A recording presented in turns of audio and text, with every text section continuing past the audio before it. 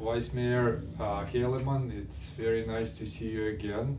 I believe you are one of the founding members of this city, and you are the last of the founding members that currently being on the city council. So you know the entire history of the city, and you remember when Russian-speaking community was taking like up to 15% of the population of the city, and was one of the major contributor to success and other things. Today it's a little more modest, but Russian community is still vibrant. So, and what do you think about current situation in the city? Well, we still have a great Russian-speaking population in the city, and as you know, there are people from all of the countries of the former Soviet Union. So we have people from Russia, we have people from Poland and Lithuania, Ukraine, and Belarus. So we have people from many different countries of the former Soviet Union, and what the commonality is their heritage and their language, and we try to celebrate that with our Mishka festival. We also try to celebrate it in a number of different ways, and we also always try to recognize Victory in Europe Day, because we know how important the Russian community was in achieving that victory. We are on the eve of the 80th anniversary of the end of World War II, the most devastating war in human history. So how do we see this event from today's perspective? It's frightening to think that we might be on the eve of another world war or another large war in Europe. And I hope we can avoid that, but I think the lesson to be learned from that is it takes a lot of people, it takes a lot of energy to stand up to those who would commit genocide. And we saw how Hitler's actions and the Nazis' actions just devastated Europe and devastated whole communities, resulted in the annihilation of much of the Jewish population in many countries. And, you know, there were warning signs, and people didn't speak up, people didn't resist, but it's very important that we all speak up, that we all resist when those tendencies begin to appear on the world stage.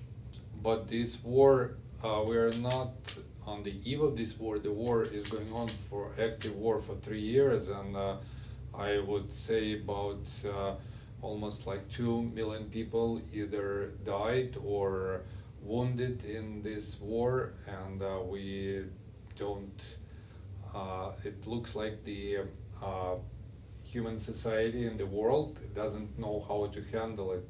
Do you see any reminiscent of what happened like 90 years ago when Hitler came to power, and European leaders and American leaders didn't know how to handle it well? I think it is reminiscent of people trying to appease acts of aggression rather than fighting back and resisting.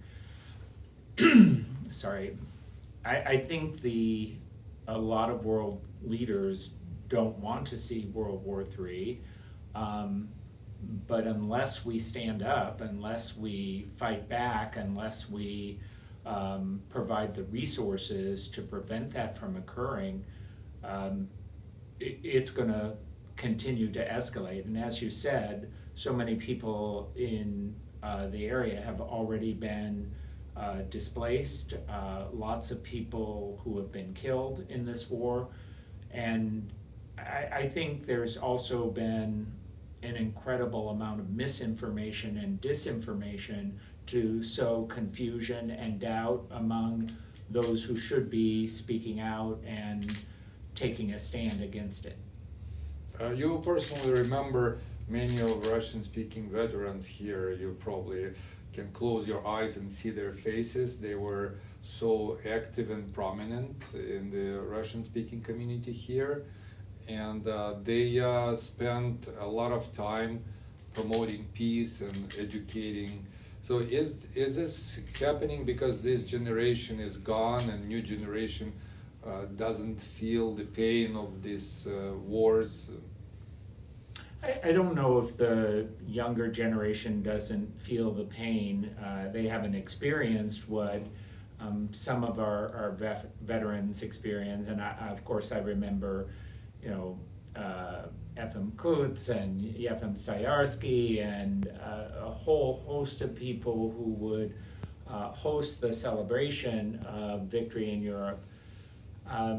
But I know that their families and their grandchildren, they remember and they understand the importance of the fight for freedom. I think our leadership, unfortunately, has been wavering or not really paying attention. And I think, unfortunately, the American people have moved into an isolationist mode where they think the problems of the rest of the world don't affect us, but they do.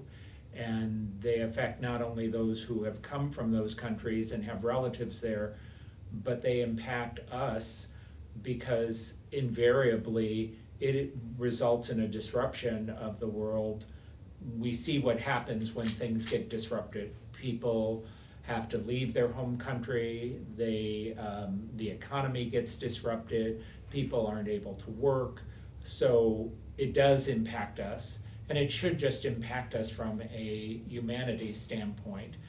Seeing countries invaded, seeing violence inflicted against people, that's a crime against all of us as human beings, and we should be prepared to speak out and stand up against it. Thank you. In the conclusion, I would like to ask you to share what's your vision of the city of West Hollywood, with the future plans, some transformation of the city. What's the idea? I think we're really fortunate and very blessed as a city to have a strong business community. We have great businesses, people want to be in West Hollywood, and that to some degree is a challenge for us because we don't have enough housing for everyone who wants to live here, and that drives up housing prices.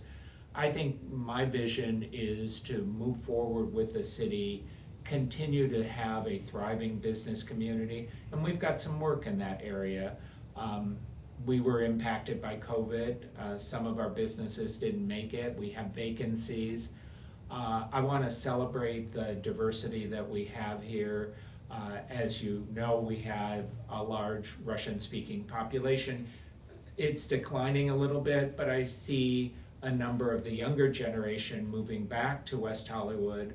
And I also, obviously, we have a large LGBT population, and we've all been able to live together and work together to try to make this a great city. We continue to provide great services for our residents, social services. We try to make sure our roads are paved and that the infrastructure is working. But I'm looking forward to the future where we'll maybe be able to bring Metro here, have better transit for our residents and for the community. We built a number of facilities, our new rec center and pool, and we're going to be building a new fire station on the east side. So I'd love to see those improvements, and I want us to continue to constantly focus on being the best city that we can be for our community. What about the Sunset Boulevard? What is the future of this street? Well, we have challenges there. We have great hotels, we have some great nightclubs, and I think Sunset is beginning to revive with some of the exciting signage up there. It is a place where people want to come and see what's happening. Some of the newer hotels have also created some energy up there. I don't want us to lose our musical history because we're the Sunset Strip, where We have the Whiskey, the Roxy, the Rainbow. We have these great music venues, and I want to make sure that those don't get lost as we continue to grow and continue to improve. Was the original incorporator, do you see huge progress for the city, and is it on the right track? How do you feel today? You know, there are always bumps along the road when you're moving forward, but I think the city is very strong. I'm very pleased. If you look back just financially as a city, there were some people who thought we wouldn't make it as a city financially, and our budget has grown exponentially. The level of services has grown exponentially. Some of the improvements we've made over the years, I mean, the City Hall facility that we have here, the library, the recreation center, the fire station on the west side, some of the parking facilities that we've created, the transformation on the east side with a lot of the newer housing buildings that have been constructed, the Target and Best Buy, that center. So there have been so many improvements along that way. But I think there's also been a maturing of the city and a sophistication of the city. We've had a number of our council members move on to higher office. Former council member, Mayor Lindsay Horvath, now a supervisor, Jeff Prang, who was very active with the Russian-speaking community, now the county assessor. So I think people recognize West Hollywood as a place where things happen, things get done. We're willing to try new things, and we're willing to really be bold and adhere to our values. Thank you so much. Thank you for your time, and I would like to express our appreciation for your constant support for the Russian-speaking community. I think that the Russian-speaking community in West Hollywood is the most fortunate out of all cities in the United States, and I can see that council members are changing, but the spirit stays the same, and we really appreciate it. Spasiba. We are very fortunate to have a Russian-speaking community. I feel personally fortunate. They've shared their culture, they've shared their history, their language, and I've learned so much, and it's been an honor to work with and be of service to the community. Thank you so much. Thank you.